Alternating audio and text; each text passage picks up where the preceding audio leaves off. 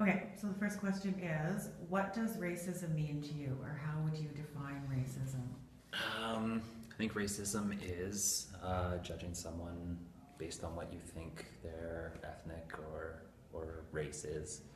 Um, I've struggled with this question actually quite a bit because I am, the more I read about it and the more I talk to people about it, the more, I start to realize that race is just a human construct.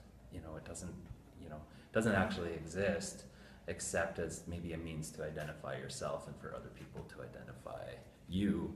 And so when other people start identifying you as a certain race, they have a whole like host of stereotypes and prejudices that they might bring into that as well. So I don't know, it's been an interesting conversation with, family members and other people that I'm close with, because they might say, um, like just for example, oh, that person's a bad driver, they're Asian. Mm-hmm. And then, I'll ask, well, how do you know they're Asian?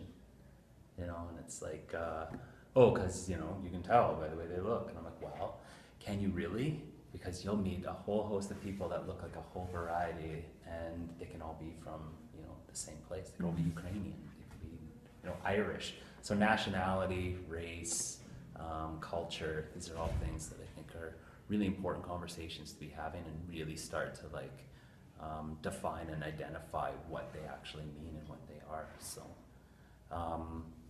but I think racism is definitely the negative aspect of that. I think it's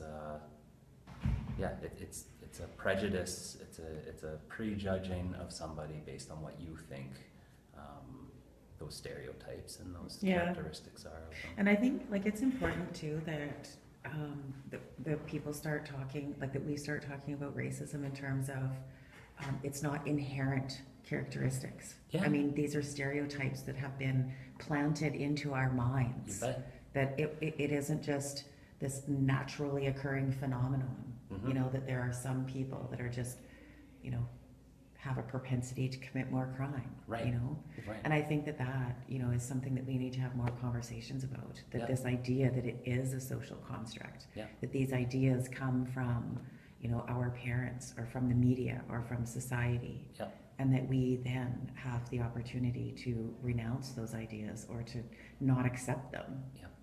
And I think it's important for, academia, for sociologists to really, really start pushing these ideas and really start to combat what we think are these inherent traits and what we think race is and what we. I think it's something, like treaty education. Mm-hmm. It's something that we should, like anti-racism or understanding racism, I think is something that we need to start teaching kids young. Yeah. And really, start to undo the damage, the impact that racism has had. Yeah. Instead of just saying like, oh, we're just one big happy family. Yeah. Yeah. Which exactly. is nice. It's nice, but it doesn't really do anything when we're bombarded by all of these other, social constructs of inferiority and superiority. And Yeah. I mean, racism used to occur huge in Canada if you were Eastern European versus Western European. Yes, and it changes. That's so true. Yeah. And I mean, yeah. And then I think people being allowed to identify who they are is more important than other people pigeonholing them for themselves. Really brilliant. Okay, so go on. Okay, so I know racism is also such a tricky subject because to be politically correct, I think doesn't necessarily tackle the issue, because I know a lot of people who found a lot of education in things like comedy and things like being able to make light of the situations and stuff like that. So I know one of the easiest ways to relate a lot of times with young people that I work with is just embracing their senses of humor. Mm-hmm. And a lot of them will have, it's kind of self-deprecating humor, and but at the same time it strengthens their identity by being able to laugh and make jokes about who they are, and so it's tricky because I struggle with it, the fact that it reinforces stereotypes sometimes, but at the same time those stereotypes are also embraced as their identity and who they are. So Yeah, Yeah, that is a tough one. it is. So how have you either, well, not experienced, but how have you witnessed racism? Like, how have you either like personally witnessed racism, or how would you describe, in your experience, the impact that racism has had on some of your students, friends, family, people? I think I think mostly what racism does is it limits our diversity. And I just honestly believe, like, even from a biological standpoint, from a scientific standpoint, that diversity has been shown to be successful. When we limit that diversity, when we become, really pigeonholed, we lose so much. And so racism does that. It divides, it segregates, it, keeps And what us are we apart. losing as a society, would you say? I think we lose the ability to learn. I think, segregation breeds ignorance, and ignorance breeds, we're going to go back to the dark ages.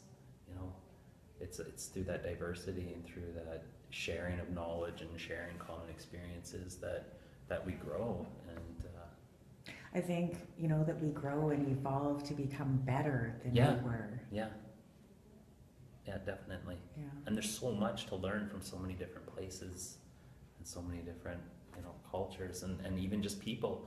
And anytime we limit that learning, we limit the ability to evolve and continually move forward with better practices. That we just, who knows what we're missing out on. Acknowledge my privilege. Sorry, say that again. Acknowledge my privilege. I'm the bridge to ending racism by acknowledging my privilege. And so what does that do how does that work, do you think? When I'm talking with young people and, I let them know about how I grew up in my situation and where I live now, and don't do it necessarily with pretension or with judgment, but I think what it does is it lets them in and lets them see that, not everybody, I'm trying to say this PC, but I shouldn't, raised white, small town Saskatchewan, there's hardly anybody of color, right? It was a very Mennonite town, very Christian town, and for them to hear that that's how I was raised and then still end up doing the type of work that I'm doing. It kind of like restores your faith in humanity, Yeah. For them, right? I think they like to hear that, and they don't like, they like to know that I'm not putting on airs and being fake by saying that, I can empathize with you, I understand what you're going through, but I've never been there myself. I've always had support and had family and had love, and just want to give that to all of them, want them to be able to